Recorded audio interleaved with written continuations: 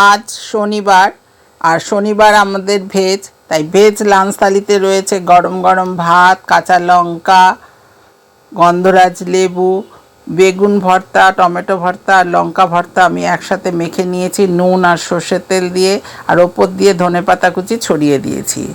আর করেছি আলু আর এঁচোড়ের ডালনা, আর রয়েছে ছানার কোপ্তা। আমি প্রথমে দুধ থেকে ছানা কেটে নিয়েছি, তারপর ছানা জিরের গুঁড়ো, ধনের গুঁড়ো, লঙ্কার গুঁড়ো, হলুদ গুঁড়ো, নুন দিয়ে, বেসন, চালের গুঁড়ো দিয়ে বড়ার আকারে করে ভেজে নিয়েছি। তারপর গ্রেভি করে দিয়ে দিয়েছি, আর নামানোর আগে ঘি, গরম মশলা গুঁড়ো দিয়েছি। আর রয়েছে মুগ ডাল, ডালের সাথে খাওয়ার জন্য রয়েছে পটল ভাজা আর চানার বড়া। এরমই ছিল আমার শনিবারে ভেজ লাঞ্চ থালি।